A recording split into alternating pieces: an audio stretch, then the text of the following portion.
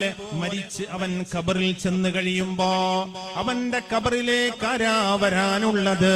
ഭാര്യയില്ല, മക്കളില്ല, കുടുംബങ്ങളില്ല, കൂട്ടുകാരില്ല, ജീവിതത്തിലെ ഫ്രണ്ട്സുകളില്ല, ആരാരും സഹായിക്കാനില്ലാത്ത ഖബറാകുന്ന മണ്ണറയിലേക്ക് വരാനുള്ളത്.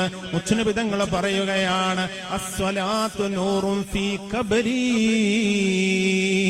നീ ചൊല്ലിയ സ്വലാത്തുകൾ, നിന്റെ ജീവിതത്തിൽ നീ ചൊല്ലിക്കൂട്ടിയ സ്വലാത്തുകൾ നിന്റെ ഖബറിൽ പ്രകാശമായി എത്തുമെന്ന് നബി മുഹമ്മദ് മുസ്തഫ. നബി തങ്ങൾ പറയുകയാണ്, മരിച്ചു കഴിഞ്ഞ നാളെ പടച്ച റബ്ബിന്റെ കോടതിയിൽ ഞാനും നിങ്ങളും വരാനുണ്ട്.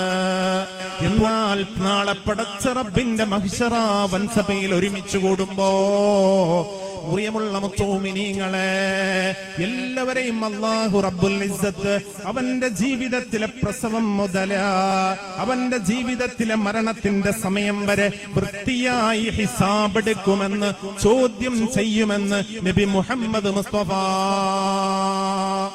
ആ സമയത്ത് സിറാത്ത് പാലത്തിൽ ഞാനും നിങ്ങളും വന്ന് നിൽക്കുന്ന ഒരു സമയമുണ്ട്.